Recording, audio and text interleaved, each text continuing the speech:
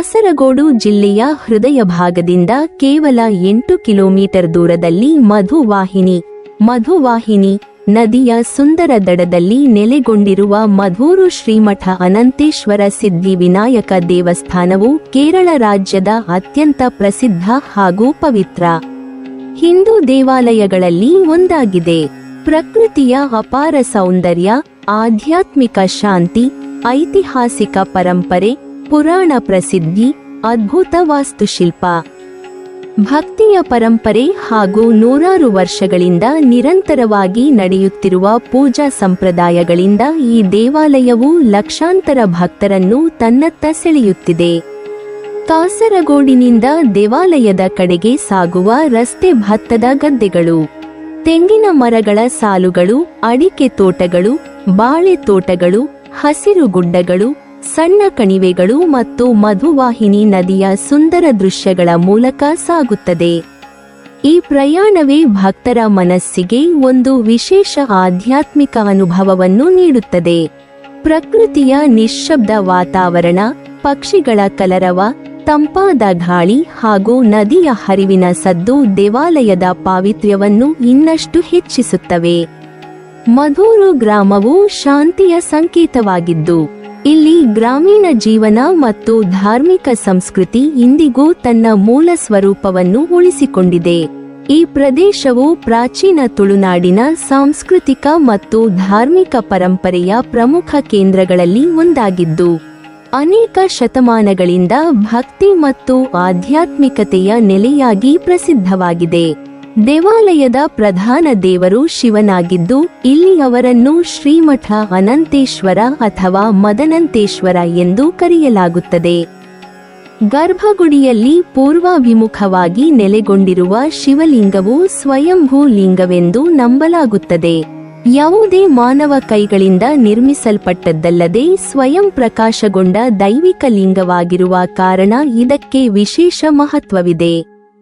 ಸ್ಥಳೀಯ ತುಳು ಮೊಗರ್ ಸಮುದಾಯದ ಮದರು ಎಂಬ ವೃದ್ಧ ಮಹಿಳೆ ಈ ಶಿವಲಿಂಗವನ್ನು ಮೊದಲ ಬಾರಿಗೆ ಕಂಡುಹಿಡಿದಳು ಎಂಬ ಜನಪ್ರತೀತಿ ಇದೆ. ಆಕೆಯ ಹೆಸರಿನ ನೆನಪಿಗಾಗಿ ಈ ಪ್ರದೇಶಕ್ಕೆ ಮಧೂರು ಅಥವಾ ಮಧೂರು ಎಂಬ ಹೆಸರು ಬಂದಿತೆಂದು ಸ್ಥಳೀಯರು ನಂಬುತ್ತಾರೆ.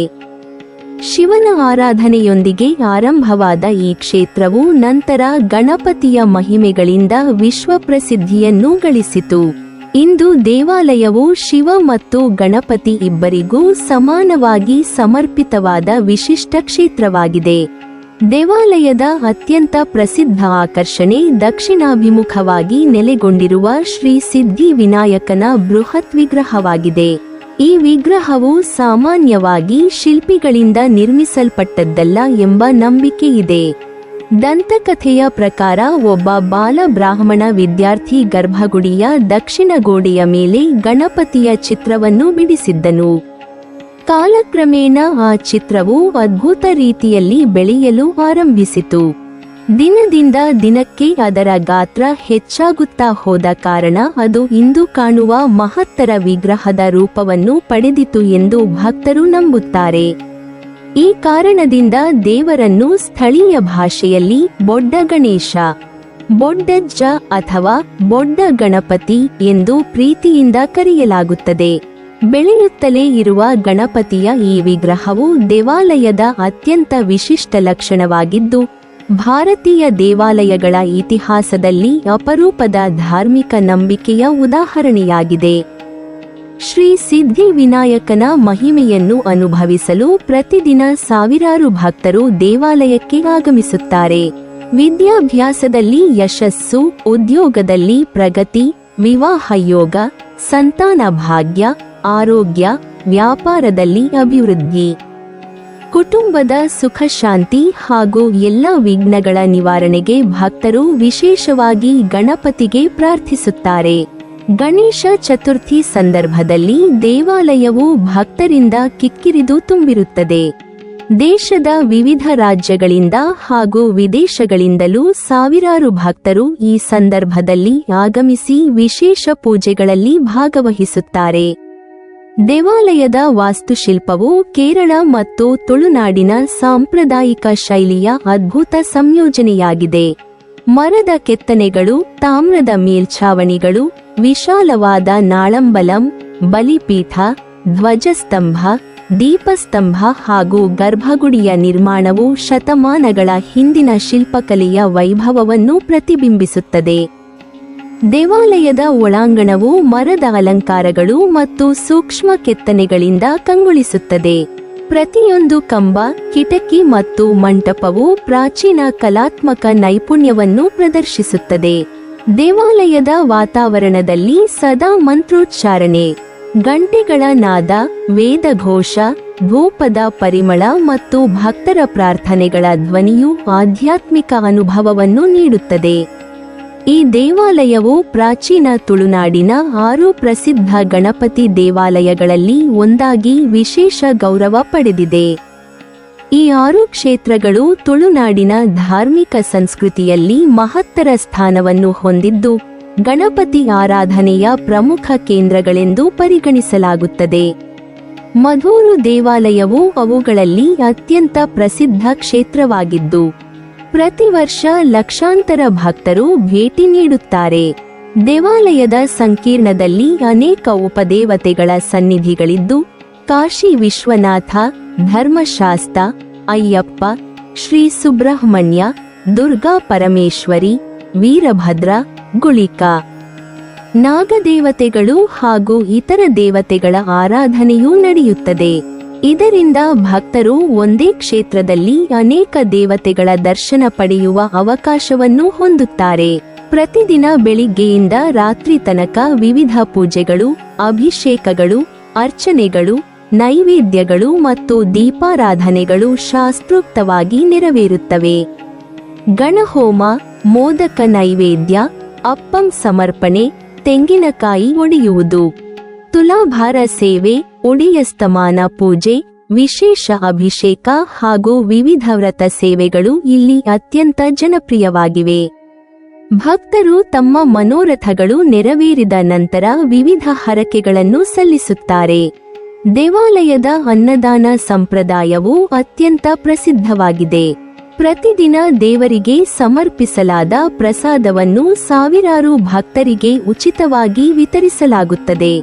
ಈ ಪ್ರಸಾದವನ್ನು ಅತ್ಯಂತ ಪವಿತ್ರವೆಂದು ಭಾವಿಸಲಾಗುತ್ತದೆ ಮತ್ತು ಅನೇಕರು ಅದನ್ನು ದೇವರ ಆಶೀರ್ವಾದವೆಂದು ಸ್ವೀಕರಿಸುತ್ತಾರೆ. ದೇವಾಲಯದ ವಾರ್ಷಿಕ ಉತ್ಸವಗಳು ಅತ್ಯಂತ ವೈಭವದಿಂದ ನಡೆಯುತ್ತವೆ. ಗಣೇಶ ಚತುರ್ಥಿ, ಶಿವರಾತ್ರಿ, ನವರಾತ್ರಿ, ಕಾರ್ತಿಕ ದೀಪೋತ್ಸವ, ವಾರ್ಷಿಕ ಬ್ರಹ್ಮರಥೋತ್ಸವ ಹಾಗೂ ವಿವಿಧ ಧಾರ್ಮಿಕ ಕಾರ್ಯಕ್ರಮಗಳು ಸಾವಿರಾರು ಭಕ್ತರನ್ನು ಆಕರ್ಷಿಸುತ್ತವೆ. ಉತ್ಸವಗಳ ಸಂದರ್ಭದಲ್ಲಿ ಸಾಂಪ್ರದಾಯಿಕ ವಾದ್ಯಗೋಷ್ಠಿಗಳು, ವೇದ ಪಾರಾಯಣ, ಭಜನೆ, ಯಕ್ಷಗಾನ, ಸಾಂಸ್ಕೃತಿಕ ಕಾರ್ಯಕ್ರಮಗಳು ಹಾಗೂ ಭವ್ಯ ಮೆರವಣಿಗೆಗಳು ನಡೆಯುತ್ತವೆ. ಮಹಾನ್ ಯಕ್ಷಗಾನ ಕವಿ ಮತ್ತು ಪ್ರವರ್ತಕರಾದ ಪಾರ್ಥಿ ಸುಬ್ಬ ಅವರು ಶ್ರೀ ಮಧೂರು ಗಣಪತಿಯ ಅಪಾರ ಭಕ್ತರಾಗಿದ್ದರು. ಅವರ ಅನೇಕ ಯಕ್ಷಗಾನ ಪ್ರಸಂಗಗಳು ಶ್ರೀ ಗಣಪತಿಯ ಪ್ರಾರ್ಥನೆಯಿಂದಲೇ ಆರಂಭವಾಗುತ್ತವೆ. ಈ ದೇವಾಲಯವು ತುಳುನಾಡಿನ ಯಕ್ಷಗಾನ ಸಂಸ್ಕೃತಿಯ ಬೆಳವಣಿಗೆಯಲ್ಲಿಯೂ ಪ್ರಮುಖ ಪಾತ್ರ ವಹಿಸಿದೆ.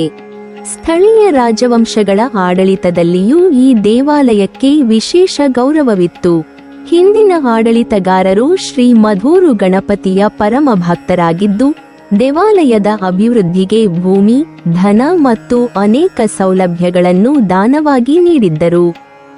ಹಲವು ಶತಮಾನಗಳಿಂದ ವಿವಿಧ ರಾಜರು, ದಾನಿಗಳು ಹಾಗೂ ಭಕ್ತರು ದೇವಾಲಯದ ವಿಸ್ತರಣೆ ಮತ್ತು ಪುನರ್ನಿರ್ಮಾಣಕ್ಕೆ ಸಹಕರಿಸಿದ್ದಾರೆ.